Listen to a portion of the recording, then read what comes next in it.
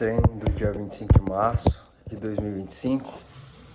Vamos lá continuar a resolver questões de prova oral.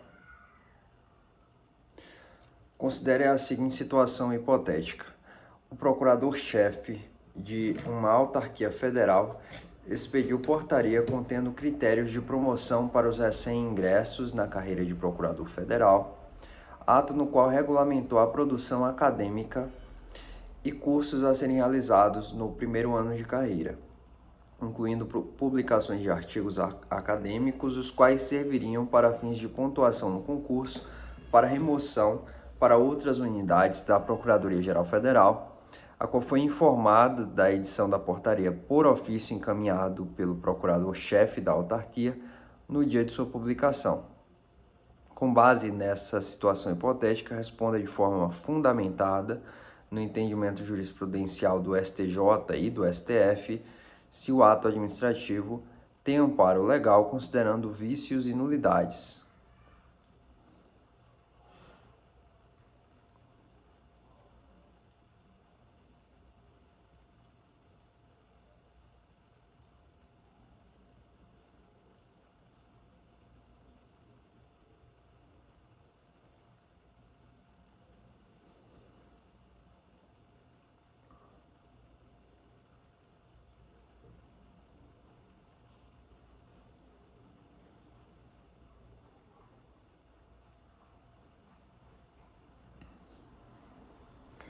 A princípio, não vejo aqui nenhum vício ou nulidade, visto que esses critérios de remoções, promoções da carreira, são critérios interna corporis e que fazem parte da estruturação de progressão permitida pela Constituição da República, de modo que, se cumpridos os requisitos, não existe ou não existiria impedimentos para a realização nos termos aqui constantes. Considere a seguinte situação hipotética.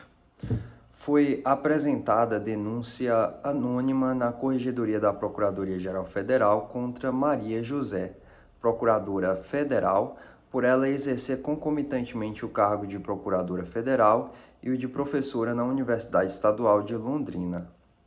A denúncia enfatiza que a acumulação dos cargos pela servidora é inconstitucional por dois motivos. O vínculo dos cargos públicos exercidos se dá perante entes federativos distintos e a soma das remunerações recebidas pela Procuradora Federal supera o teto constitucional. Com base nas disposições constitucionais e na jurisprudência do Supremo Tribunal Federal, analise a denúncia apresentada abordando de forma fundamentada os seguintes aspectos: a possibilidade de acumulação de cargos conforme a Constituição Federal de 1988 e seus requisitos, a incidência do teto remuneratório na acumulação dos cargos, a procedência ou não da denúncia apresentada.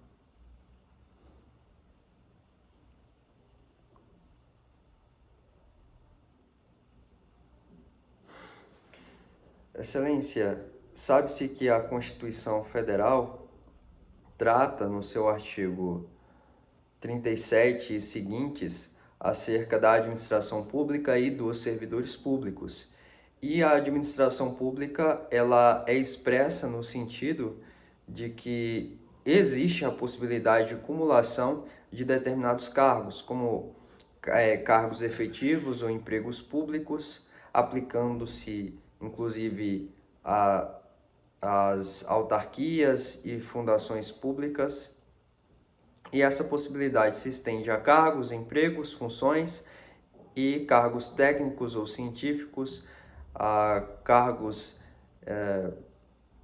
e funções cumulados com o magistério e até mesmo cargos de médico ou cargos de enfermeiros profissionais da saúde entre si. Então, nesses casos, nessas situações, a Constituição possibilita expressamente essa cumulação de cargos sem que haja inconstitucionalidade declarada. Sobre o tema, o Supremo Tribunal Federal já decidiu que nessas hipóteses de cumulações de cargo, o teto constitucional, que é aquele previsto no artigo 37, inciso 11 da Constituição, poderia ser alterado. Poderia ser transpassado. Isso porque seria desarrazoado concluir que a acumulação de funções pudesse ter um limite ao subsídio dos ministros do STF e o cargo que se acumula não pudesse ser bem remunerado. Por exemplo, a situação mais esdrúxula seria um ministro do STF que, ao assumir cargos como o magistério, eles não receberiam nada pelo magistério. Então, em função da razoável remuneração a contrapartida que deve exercer, e até a vedação do enriquecimento ilícito ou sem causa, esses cargos poderiam ser, quanto ao teto da Constituição, ao teto do funcionalismo, poderiam ser tidos de maneira apartadas. Considera-se cada cargo em si, sem que aí possa se falar em afrontas ao princípio da proporcionalidade, ao princípio republicano, ao princípio da moralidade. Todos esses princípios restam respeitados. A denúncia ela não pode ser recebida porque trata-se aqui de uma denúncia anônima. A legislação federal não permite que denúncias nesse sentido sejam anônimas. A própria Constituição veda o anonimato, apesar de permitir e impor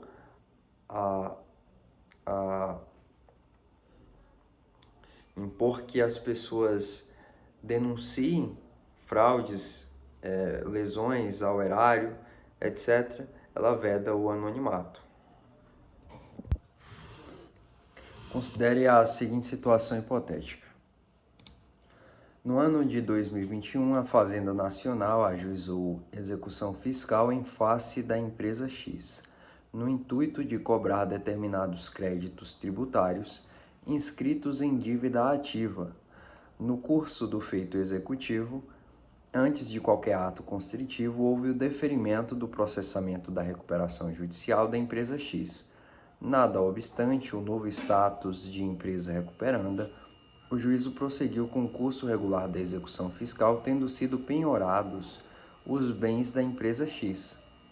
A partir da situação hipotética narrada, observando a Lei 11.101, bem como a jurisprudência dos tribunais superiores, responda de forma fundamentada os seguintes questionamentos.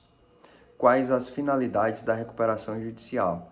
Quais as consequências do deferimento do processamento da recuperação judicial em relação às obrigações ou cobranças oponíveis ao devedor? A conduta do juízo da execução fiscal ao prosseguir com o feito executivo, mesmo após o deferimento da recuperação judicial, foi acertada?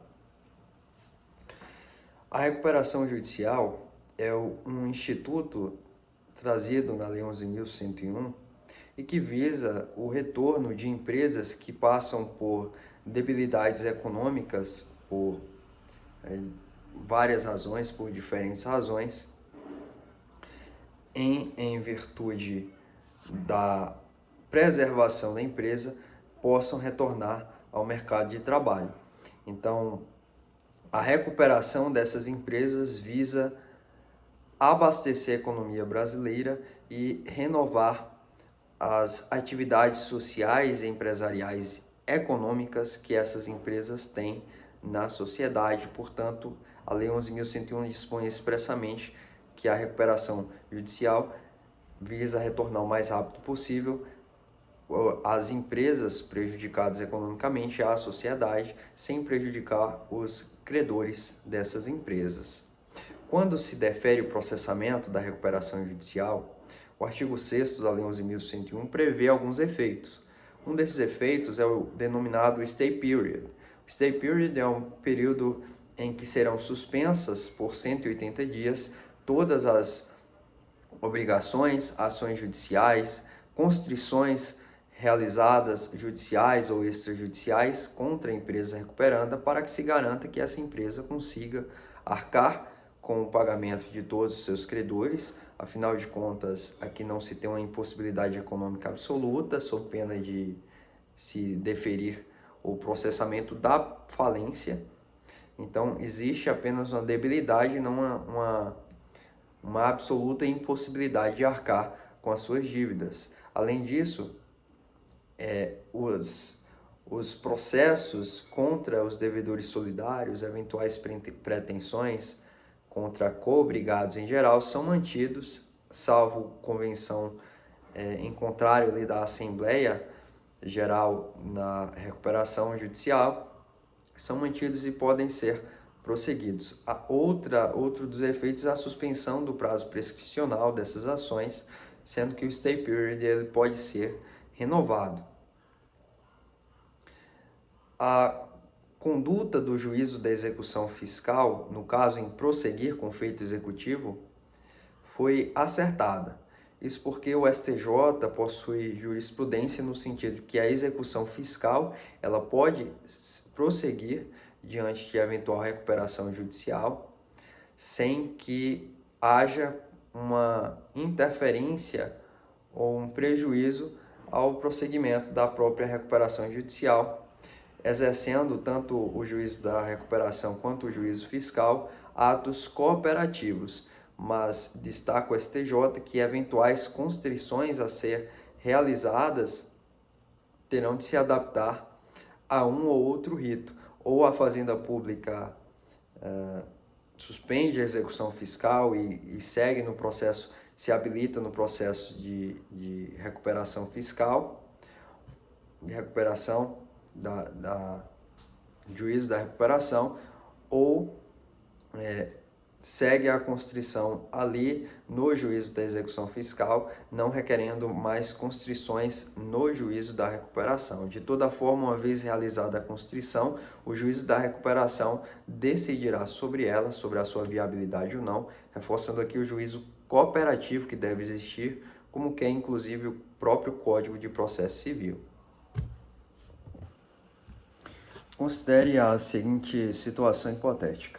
A administração pública, visando a construção de um hospital infantil, apresentou o projeto básico que prevê salas lúdicas e interativas para entretenimento das crianças, além das salas a serem equipadas com todos os equipamentos médicos e cirúrgicos necessários.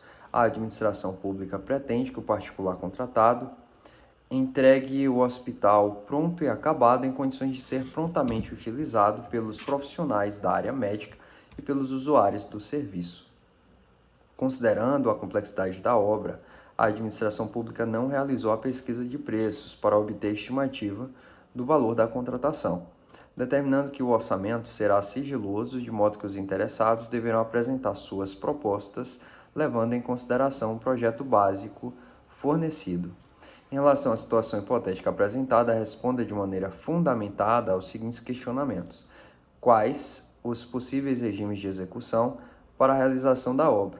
O procedimento para a adoção do orçamento sigiloso é adequado ao caso apresentado?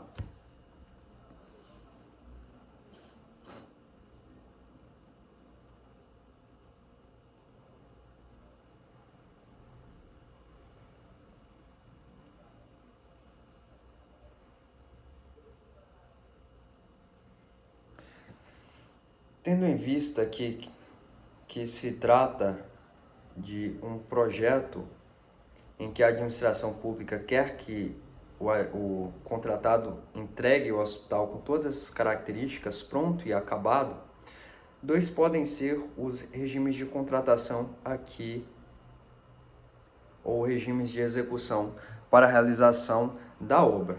Um desses regimes é a contratação semi-integrada. Por quê? Porque já há um projeto básico fornecido e essa execução da obra poderia ser realizada através de um projeto executivo elaborado pelo contratado, de maneira que ele entregue ao final todos esses requisitos exigidos pela administração nesse hospital público, de maneira que elaborará o projeto executivo tendo como base o projeto básico. Outro dos regimes é o regime de contratação integral, ou não contratação, empreitada integral, em que o contratado realizará toda a obra com fornecimento de materiais, etc., diante do requerimento da administração pública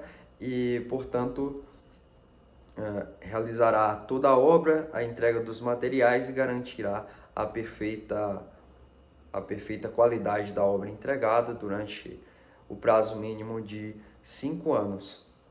O procedimento de adoção do orçamento sigiloso é adequado diante dos preceitos trazidos pela Lei 14.133, haja vista que o orçamento sigiloso pode ser utilizado como uma técnica da administração pública a fim de evitar que o particular, por exemplo, utilize-se do orçamento que se sabe, do orçamento divulgado pela administração pública, para então calcar os seus preços a partir daí.